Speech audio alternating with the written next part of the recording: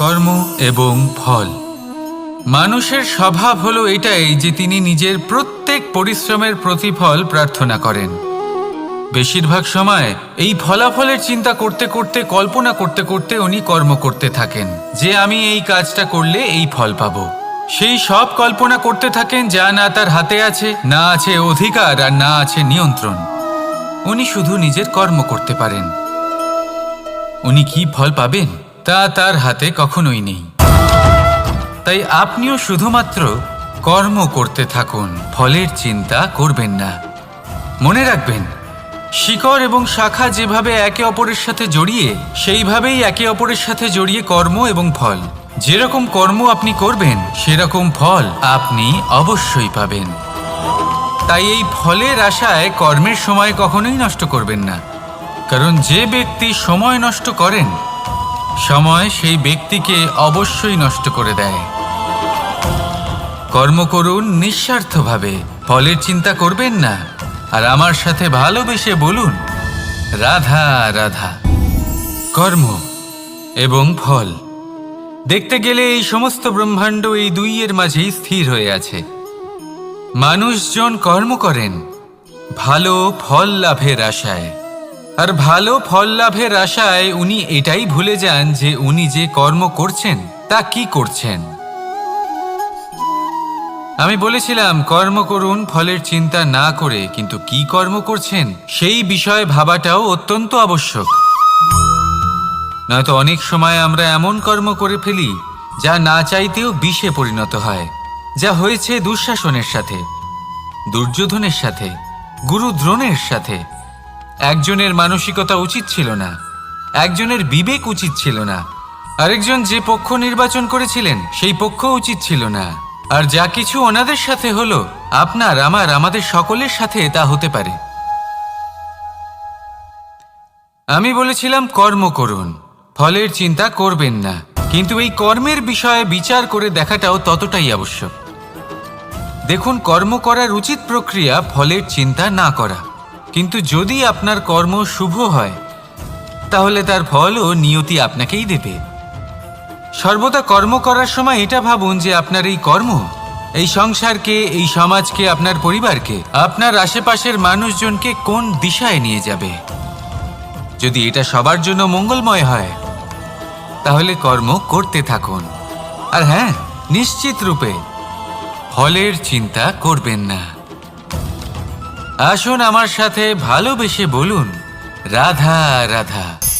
বটবৃক্ষের বীজ সর্ষের দানার থেকেও ছোট হয়, কিন্তু যখন তা নিজের রূপ ধারণ করে তখন তা বিশাল বৃক্ষের আকার ধারণ করে, যা সহস্র বছর ধরে বেঁচে থাকে, ছায়া প্রদান করে, পাখিদের আশ্রয় প্রদান করে, আর দেয় পথচারীদের বিশ্রাম করার স্থান। কেন? কারণ সেই ছোট বীজ তা মাটির ভেতরে গিয়ে নিজের খোলস ত্যাগ করে। অন্ধকারে থাকে সে, যতই আলো আসুক না কেন, যতই বর্ষা আসুক না কেন, সব সহ্য করে। আর তারপরে একটা চারা গাছ অঙ্কুরিত হয়, তারপর ধীর গতিতে একটা বিশাল বৃক্ষতে পরিণত হয়। দেখুন, জীবনে কঠিন সময় আসে, এই জন্য নয় যে আপনি হার মেনে নেবেন, এই জন্য আসে যাতে আপনি ভবিষ্যৎ নির্মাণের জন্য নিজেকে তৈরি করতে পারেন। যদি কঠিন সময়ে আপনি ওই বীজের মতো দৃঢ় হয়ে থাকতে পারেন, তাহলে আপনিও একদিন সেই বিশাল বৃক্ষের মতো নিজের অস্তিত্ব গড়ে তুলতে পারবেন, যা সহস্র বছর পর্যন্ত মনে রাখা হবে। আসুন আমার সাথে ভালোবেসে বলুন রাধা রাধা। এই ব্রহ্মাণ্ড কত বৃহৎ, তাই না? যার সম্মুখে এই পৃথিবীকেও একটা বিন্দুর মতো মনে হয়। আর এই পৃথিবীতে আমরা কে হই, আমাদের আকার কিরকম, আমাদের অস্তিত্বই বা কি? যখন আমরা এভাবে ভাবি তখন মনে হয় আমরা কিছুই নই। তা আমরা যখন কিছুই নই, তাহলে আমরা এত চিন্তা করি কেন? কি ভেবে ভয় পাই? কাকেই বা এত ভয় পাই? কে আমাদের মারতে পারে আর কেই বা আমাদের জন্ম দেবে? আত্মার আসলে না কখনো জন্ম হয় আর না কখনো মৃত্যু। আত্মা শুধুই শরীর বদল করে। আপনি, আমি, আমরা সকলে এই শরীর নয়, আমরা হলাম আত্মা, যা হলো পরম আত্মার পরম অঙ্গ। সেই জন্য মনে রাখবেন, বাইরের কোথাও দেখবেন না, নিজের অন্তরের গভীরে গিয়ে দেখুন, আত্মাকে উপলব্ধি করতে শিখুন। ক্লেশ, ভয়, চিন্তা, এই সব কিছুর থেকে নিজেকে দূরে রাখুন, তাহলেই উপলব্ধি করতে পারবেন পরমাত্মা কে।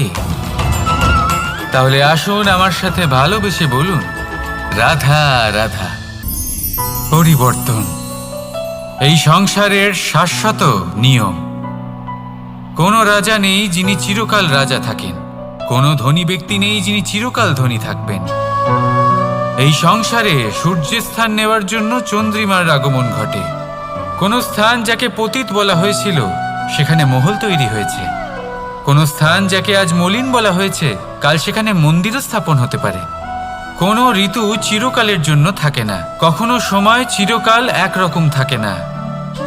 আজ যে আপনার কাছে রয়েছে কাল অন্য কারোর ছিল, আজ যে আপনার কাছে রয়েছে কাল তা অন্য কারোর কাছে চলে যাবে। আপনার সাথে কিছু থাকলে তা হলো আপনার কর্ম, কিন্তু সেই কর্মের পরিণামও আপনার নয়। আপনি শুধু কর্ম করুন, বাকি সবকিছুই পরিবর্তনশীল। কিন্তু সেই পরিবর্তনকে দেখে ভয় পাওয়ার প্রয়োজন নেই, তাকে স্বাগত জানান। যদি আপনি হাসি মুখে সেই পরিবর্তনকে স্বাগত জানান, তাহলে এই পরিবর্তনও হাসি মুখে আপনার সাথে থাকবে। আসুন আমার সাথে ভালোবেসে বলুন, রাধা রাধা। সঞ্চয়। মানুষের যখন থেকে বোধবুদ্ধি হয় সঞ্চয় করতে আরম্ভ করে দেন। সঞ্চয় করতে থাকেন ভোজনের, সঞ্চয় অর্থের, সঞ্চয় শক্তির। নিজের জন্য করেন, নিজের পরিবারের জন্য করেন, নিজের স্ত্রীর জন্য করেন, সন্তানের জন্য করেন, সন্তানের সন্তানের জন্যও সঞ্চয় করেন। সঞ্চয় করার জন্য ওনার কাছে অনেক কারণ রয়েছে, কারণ উনি এটা ভাবেন যে এই সঞ্চিত শক্তির জন্য কেউ ওনার কোনো ক্ষতি করতে পারবে না। মানুষ ভুলে যান একটা গুরুত্বপূর্ণ কথা, এই সত্য, উনি এই সংসারে খালি হাতেই এসেছিলেন, আর এখান থেকে ওনাকে খালি হাতেই যেতে হবে। যা এখানকার তা এখানেই থেকে যাবে। আর যদি কিছু ওনার সাথে যায় তা হলো ওনার কর্ম, আর কিচ্ছু নয়। তাই যদি কিছু অর্জন করতে চান তাহলে শুভ কর্ম অর্জন করুন, আত্মশক্তি অর্জন করুন, কারণ পরলোকে এটাই হবে আপনার সম্পত্তি। তাহলে কি এটা আপনি অর্জন করতে চান না? আসুন আর আমার সাথে ভালোবেসে বলুন, রাধা রাধা। সদিচ্ছা। দেখতে গেলে 3 অক্ষরে তৈরি এই শব্দ, কিন্তু সমস্ত ত্রিলোক তার উপরেই আধারিত। আপনি এই সংসারে এসেছেন, তখন অবশ্যই শ্বাস নেবেন, কিন্তু তার বদলে আপনাকে কিছু তো দিতেই হবে। আপনার উপর নির্ভর করছে আপনি কি দেবেন। কি দেবেন এই সংসারকে, এই সমাজকে, নিজের পরিবারকে, আর তার বদলে কি নেবেন? যশ নাকি অপযশ? দেখুন, এক ছিল রাবণ, যে কিনা সমুদ্র পার করল সীতাকে অপহরণ করার জন্য, আর এক ছিলেন রামচন্দ্র, যিনি সমুদ্র পার করেছিলেন, সেতু বানিয়ে গিয়েছিলেন সীতাকে ফিরিয়ে নিয়ে আসার জন্য। দুজনেই সমুদ্র পার করেছিলেন, শুধু পার্থক্য ছিল সদিচ্ছাকে বোঝার, লক্ষ্যের। অনেক মানুষের যাত্রা একরকম হতেই পারে, কিন্তু আনন্দ তখনই লাভ করবেন যখন লক্ষ্য শুভ হবে, মহান হবে। এই লক্ষ্য দিয়ে এই সংসারের কল্যাণ হবে এবং মানুষের সম্মান হবে। যদি আপনার সংকল্প উচিত হয় তাহলে আপনার লক্ষ্য উচিতই হবে, নয়তো শুধুমাত্র বিনাশ হবে। আর উচিত এটাই হবে যে বিনাশের হাত থেকে যেন নিজেকে বাঁচানো যায়, কি বলেন? তাই জীবনে যে লক্ষ্য স্থির করছেন মনে রাখবেন তা যেন শুভ লক্ষ্য হয়। যদি এরকম হয় তাহলে আপনার যাত্রা, আপনার জীবন দুটোই শুভময় হবে। আসুন আর আমার সাথে ভালোবেসে বলুন, রাধা রাধা। সুরক্ষা। এই সুরক্ষা আসলে কি? এটা কি কোনো কবচ নাকি কোনো সীমা? এই সুরক্ষা আসলে অন্য কিছু। আমাদের মাতা পিতা, আমাদের প্রিয়জন, আমাদের বন্ধু, এই সমাজ, আমাদের শুভাকাঙ্ক্ষী, আমাদের পরাক্রমের পথে, আমাদের বীরত্বের পথে, আমাদের সাহসের পথে এই সুরক্ষাই সব থেকে বড় বাধা হয়ে দাঁড়ায়। একবার ভেবে দেখুন, যদি আপনি কোনো সুরক্ষাই না পান, বা যদি আপনি এই সুরক্ষা ভেঙে বাইরে আসতে পারেন, তাহলে আপনার বীরত্ব চরম সীমায় পৌঁছে যায়। কেন? কারণ তখন আপনি জানেন যে এই সংসারের সম্মুখীন আমাদের নিজেদেরই হতে হবে। আপনি বুঝে যান যে শত্রুর সম্মুখীন এবার নিজের বলের দ্বারা, নিজের পরাক্রমের দ্বারা, নিজের সাহসের দ্বারা করতে হবে। আর তখন আমাদের মনের মধ্যে এই শক্তি জাগ্রত হয়। এই শক্তি অন্তরেই বসবাস করে। শুধু এটা চিনে নিতে হবে, একে জাগ্রত করতে হবে। আর এটা সুরক্ষা ভেঙে যাওয়ার পরেই সম্ভব হয়। আর যারা নিজের শক্তি সম্পর্কে জানেন, যিনি নিজেই জানেন তিনি কতটা শক্তিশালী, তিনি নিজেই নিজের সুরক্ষা কবচ চিরকালের মতো ভেঙে ফেলে দেন, ঠিক কর্ণের মতো। আর তারপরে দেখুন, আপনার পরাজয় হোক বা বিজয়ী হোক না কেন, সেটাই অনেক বড় হয়, সেটাই প্রশস্ত হয়ে থাকে। সেই জন্য ত্যাগ করুন নিজের ভয়কে, নিজের আশেপাশের এই সুরক্ষা চক্রকে ভেঙে ফেলুন, আর সম্মুখীন হন এই সংসারের নিজের শত্রুর সম্মুখীন হন। পরাক্রমের এই অঙ্কুর, তা অঙ্কুরিত হওয়ার জন্য বীজের উপরের এই কবচ, এটা ভেঙে যাওয়া অতি আবশ্যক। আসুন আমার সাথে ভালোবেসে বলুন, রাধা রাধা। যখন আমরা হাঁটতে থাকি আর আমাদের পায়ে কাঁটা বিঁধে যায়, তখন মুখ দিয়ে আহ বেরিয়ে আসে, কান্না চলে আসে, আর অনেক সময় অভিশাপও বেরিয়ে আসে। কিন্তু আমরা কি কখনো এটা এইভাবে দেখেছি, এইভাবে ভেবেছি যে আমরা যে পথে চলেছি সেই পথে কাঁটা বিঁধেছে, নাকি আমরা সেই পথ নির্বাচন করেছি যাতে শুধুই কাঁটা রয়েছে? নাকি আমরা এভাবে ভেবে দেখেছি যে এই কাঁটা আমাদের কষ্ট দিতে এসেছে, নাকি এটা আমরাই বিছিয়ে রেখেছিলাম? সাবধান থাকা উচিত ছিল, কারণ কাঁটা বিঁধলে যন্ত্রণা হবে, চিৎকার করে ফেলতে পারি, মুখ থেকে অভিশাপও বেরিয়ে আসতে পারে। কিন্তু এই অভিশাপ শুধুমাত্র আমাদের তরফ থেকে অভিশাপ হয়, সামনের ব্যক্তিটির ওপরও নির্ভর করে। এবার সেই ব্যক্তি যদি এমন হয় যে ফুল আর কাঁটা এই দুই সমানভাবে গ্রহণ করতে পারে, তার কাছে অভিশাপও বরদানে পরিণত হয়।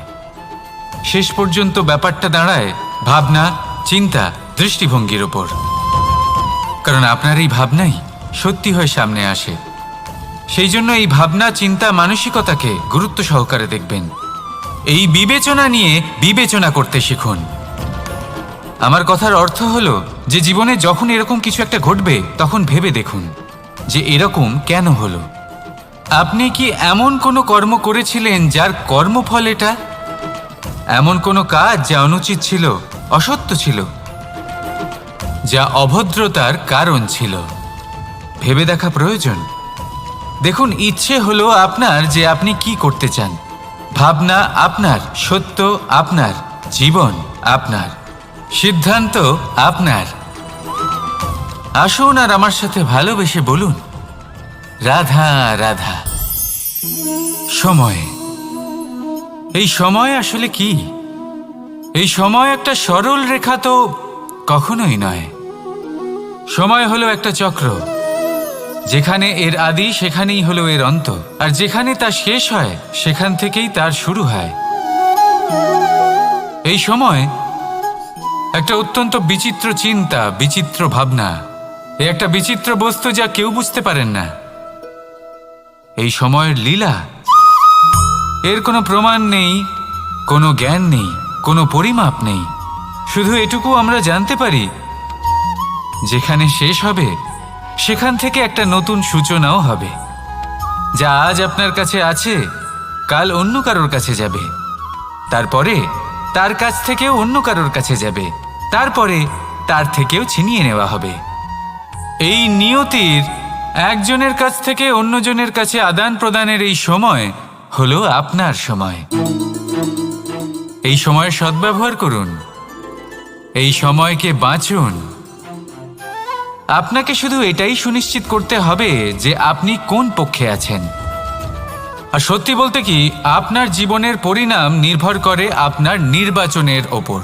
আপনি কোন পক্ষ নির্বাচন করছেন।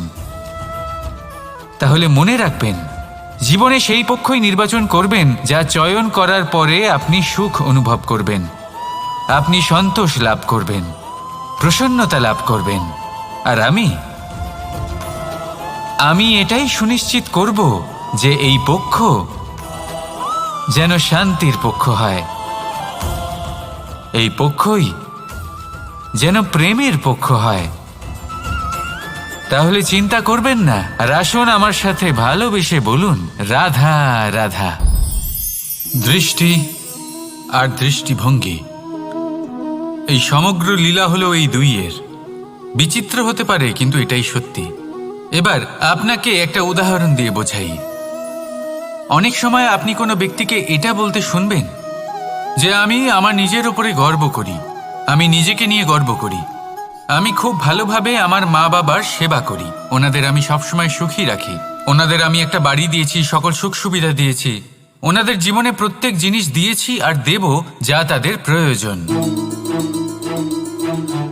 এবার আমাকে বলুন যে আপনি কে হন? আপনি হলেন সেই বীজ যা আপনার মাতা পিতা রোপণ করেছেন। আপনার মা বাবাই আপনাকে এই সংসারে জন্ম দিয়েছেন। এবার এইসব কথার কি তাৎপর্য? এই হলো সেই ব্যক্তির দৃষ্টিভঙ্গি। এবার দেখা যাক এই প্রকৃতি আমাদের কি শেখায়। কখনো কোনো গাছকে দেখবেন, যখন সেই গাছে ফল আসে, সে মালিকে এটা বলে না যে দেখো আমি তোমাকে ফল খেতে দিচ্ছি। সেই বৃক্ষ এটা বলে না যে দেখো আমি তোমায় আহার করতে দিচ্ছি, কারণ ও জানে যে এটা হলো সেই মালির পরিশ্রম, এটা হলো তারই কর্মের ফল, আর এটা তারই পাওয়া উচিত। সে বলে যে তোমার জিনিস তোমাকেই অর্পণ করলাম, এ আমার জিনিস নয়। ও জানে সেই মালির গুরুত্ব আসলে কি। এটা হলো তার দৃষ্টিভঙ্গি। সেই জন্য আপনি জীবনে কোন ব্যক্তির মধ্যে, কোন পশু পাখির মধ্যে, কোন প্রাণীর মধ্যে, কোন পরিস্থিতিতে, কোন আবেগের মুহূর্তে কি দেখতে পাচ্ছেন, সেটা আপনার দৃষ্টিভঙ্গির উপরে নির্ভর করছে। তাই নিজের মনে ধন্যাত্মক ভাব জাগ্রত করুন, শুভ চিন্তা নিয়ে আসুন। এই ভাবনাই সত্য হয়ে সামনে আসবে। এই দৃষ্টিভঙ্গি এমন হয়ে যাবে যে আপনার জীবনে সবকিছুই শুভ হবে। তাহলে আসুন আর আমার সাথে ভালোবেসে বলুন রাধা রাধা। প্রতিশোধ অথবা কাউকে দুঃখ দেওয়ার ভাবনা, যদি এটা আপনার মনে থাকে, তাহলে আপনি নিজের মনেই যন্ত্রণার একটা বিশাল বৃক্ষ রোপণ করছেন, এটা মনে রাখবেন। কারণ কাউকে দুঃখ দেবার এই ভাবনা, এটা হলো সেই বীজ যা আপনার মনেই পতিত হবে, আপনার মনেই অঙ্কুরিত হবে, আর আপনার মনেই একটা বিশাল বৃক্ষরূপে বেড়ে উঠবে। জীবন আপনার, কর্ম আপনার, কাউকে দুঃখ দেবার ভাবনা আপনার ছিল, এই বৃক্ষ হলো আপনার, তাই এর ফলও আপনিই পাবেন, যা গ্রহণও আপনাকেই করতে হবে। মনে রাখবেন, যে মানুষ এটা ভাবে যে আমি ওকে দুঃখ দেব, ওকে কষ্ট দিতে চাই আমি, সেই মানুষই দুঃখ আর কষ্ট পেয়ে থাকে। যদি সেই জায়গায় আপনি এটা ভাবেন যে আমি কাউকে সুখী করে তুলতে চাই, কাউকে সুখ প্রদান করতে চাই, তাহলে তারও বীজ আপনার মনেই রোপণ হবে, বৃক্ষে পরিণত হবে, যার ফলও আপনিই পাবেন। এখানে বিষয়টা হলো শুধু মানসিকতার চিন্তা, যা সত্য হয়ে আপনার সামনে আসে। তাহলে এই মানসিকতা শুভ করুন, সবার জন্য মঙ্গল কামনা করুন। অন্যের মনে আপনার জন্য ভালো চিন্তা থাকুক বা না থাকুক, আপনি সবার জন্য শুভ চিন্তা করে কর্ম করতে থাকুন, তাহলে আপনার সাথেও ভালোই হবে। তাহলে আসুন আর আমার সাথে ভালোবেসে বলুন রাধা রাধা। সুখ আর অভিজ্ঞতা, এই দুই জীবনে একসাথে কখনোই আসে না। মনে রাখবেন, যেখানে সুখ থাকে সেখানে অভিজ্ঞতা থাকে না, আর যখন এই সুখ আমাদের জীবন থেকে দূরে চলে যায়, তখন আমাদের জীবনে আসে এই অভিজ্ঞতা। পরমাত্মা, প্রকৃতি, নিয়তি এই অভিজ্ঞতাকে আমাদের জীবনে পাঠান, যাতে আমরা একটা অত্যন্ত গুরুত্বপূর্ণ শিক্ষা, একটা জ্ঞান প্রাপ্ত করতে পারি। এই অভিজ্ঞতা আমাদের শেখায় যে অতীতে এমন কি হয়েছিল যা আমাদের করা উচিত হয়নি। আমাদের শেখায় ভবিষ্যতে এমন কি আছে যা আমাদের করা উচিত আর কি করা উচিত নয়। দেখতে গেলে এই অভিজ্ঞতা আমাদের সেই শিক্ষা দেয় যার জন্য আমরা সুখের দিকে উচিতভাবে অগ্রসর হতে পারি। সেই জন্য জীবনে যখনই দুঃখ আসবে, দুঃখের এই সময় আসবে, তখন হতাশ হবেন না। বোঝার চেষ্টা করুন এই পরিস্থিতি কেন এসেছে, কি শিক্ষা দিতে এসেছে। যদি আপনি সেই জ্ঞান লাভ করেন, সুখের পথে অগ্রসর হন, তাও উচিত রূপে, তাহলে এই অভিজ্ঞতার উদ্দেশ্য পূরণ হয়ে যায়। তাহলে আসুন আর আমার সাথে ভালোবেসে বলুন, রাধা রাধা। জীবনে শিখরে পৌঁছানোর জন্য মানুষের কি প্রয়োজন হয়ে থাকে? সিঁড়ির। কিন্তু তাও প্রত্যেক মানুষ, প্রত্যেক ব্যক্তি শিখরে পৌঁছতে পারেন না। এর কারণ কি? কারণ একটা হতে পারে যে মানুষ কল্পনা করতে থাকেন কিন্তু সিঁড়ি খুঁজে পান না। কিছু মানুষ খুঁজে নেন কিন্তু তা পেয়ে এতটাই প্রসন্ন হয়ে যান যে তারপর আর কোনো কর্মই করেন না। খুব সোজা ব্যাপার। অনেক মানুষ সিঁড়ি খুঁজে পান না, আর যদি পেয়েও যান তাও যতক্ষণ না তাতে চড়ছেন সেই শিখরে পৌঁছবেন কি করে? যতক্ষণ না আপনি পরিশ্রম করছেন, যতক্ষণ না সেই সিঁড়িতে আপনি চড়ছেন, যতক্ষণ না ক্লান্ত হচ্ছেন, আপনার পায়ে হাঁটুতে ব্যথা না হচ্ছে, ততক্ষণ এই শিখরে পৌঁছানোর সৌভাগ্য লাভ করতে পারবেন না। তাহলে কল্পনার সাথে কর্ম করুন, পরিকল্পনার সাথে পরিশ্রম করুন, সব কিছু পাবেন। আসুন আমার সাথে ভালোবেসে বলুন, রাধা রাধা। সমস্যা, কঠিন সময়, সংকট, বিপদ কার জীবনে নেই? প্রত্যেকের জীবনে আছে। কিন্তু আমাকে একটা কথা বলুন, যদি নৌকায় ঢেউকে ভয় পেতে শুরু করে তাহলে সাগর পার করবে কে? কখনো কোনো ছোট্ট পিঁপড়েকে দেখেছেন যে আকারে হয়তো ছোট হতে পারে কিন্তু বড় শিক্ষা দিয়ে যায়? কিন্তু আমরা শিখিই না। এবার দেখুন একটা পিঁপড়েকে যে ভোজনের খোঁজে বাইরে বের হয়, একটা ছোট্ট দানা তুলে নেয়। ছোট দানা তোলে কারণ তার থেকে বেশি সে তুলতেই পারবে না। সে দানা নিয়ে চলতে শুরু করে, কোনো দেওয়ালে উঠে পড়ে, আবার পড়েও যায়। সেই দানা দূরে কোথাও একটা পড়ে যায়, তা আবার খোঁজে, তুলে নেয়, আবার চলতে থাকে।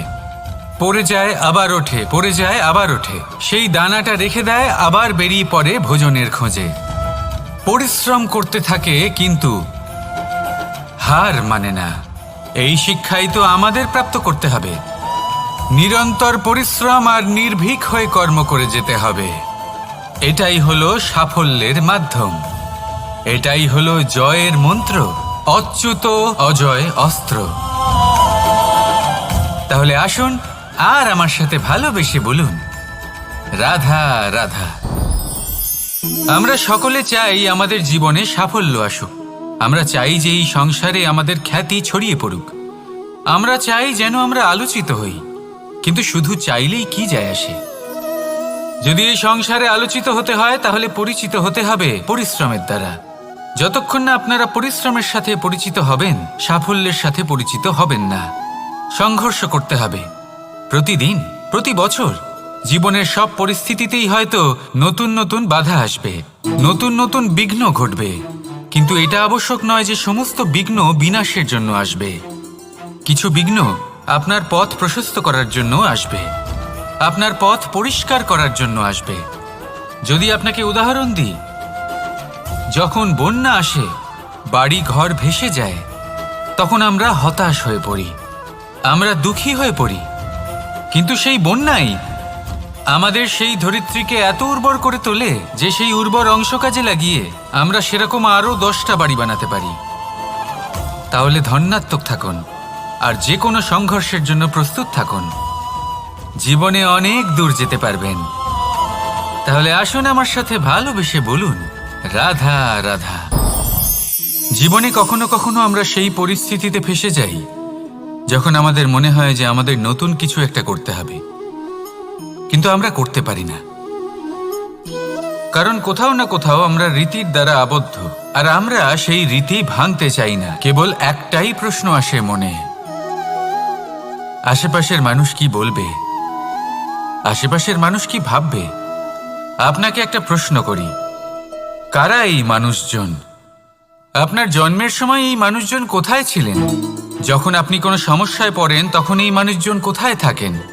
এগিয়ে এসে কি আপনাকে সাহায্য করেন, নাকি সেই সমস্যার সমাধান আপনি নিজেই করেন? এইসব মানুষজনের চিন্তা ত্যাগ করুন যদি আপনি জীবনে বাঁচতে চান। ভেবে দেখুন জীবনে কি কি শুভ আছে আর কি কি শুভ করতে পারেন। যদি তা স্রোতের বিপরীতে হয় তাহলে সংঘর্ষ করুন, কিন্তু এইসব মানুষজনের কথা ভাববেন না। ভেবে দেখুন জীবনে আপনি কি কি শুভ কাজ করতে পারেন।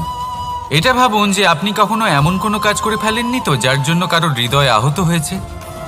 শুভর দিকে নিজের চিন্তা কেন্দ্রীভূত করুন, আপনার জীবনে সব কিছু শুভই হবে। তাহলে আসুন আমার সাথে ভালোবেসে বলুন, রাধা রাধা। আজকাল আপনি দেখে থাকবেন যে মা বাবা শুধুমাত্র সন্তানকে ভালোবাসেন তা নয়, তাদের মোহেও জড়িয়ে পড়েন। বিদ্যালয় যখন পাঠান তখন সমস্ত সুযোগ সুবিধা দিয়েই পাঠান। চেষ্টা করেন যে সবসময় যেন সন্তান তাদের চোখের সামনেই থাকে। কিন্তু ভুলে যান এক অত্যন্ত গুরুত্বপূর্ণ কথা, যে সন্তানকে এক নতুন দৃষ্টিভঙ্গি দেওয়াই হলো ওনাদের কর্তব্য। সেই জন্য পুরাতনকালে শিষ্যদের গুরুকুলে পাঠানো হতো, বাড়ির থেকে দূরে। কারণ বাড়ি ছেড়ে যাওয়া এক সন্তানের জন্য, এক শিষ্যের জন্য অত্যন্ত শুভ লক্ষণ হয়।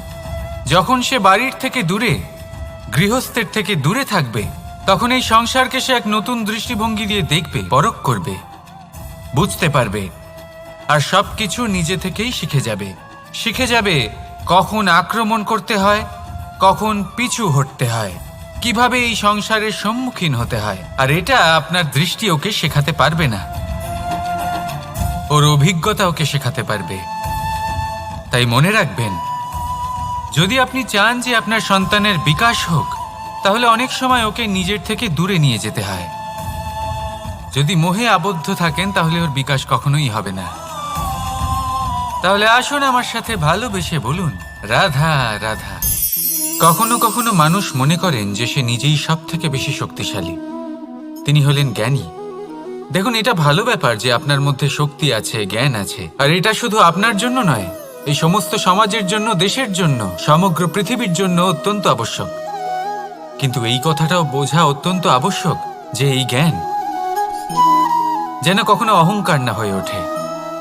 যখন মানুষের মধ্যে জ্ঞান থাকে তখন সে রাম হয়ে ওঠে।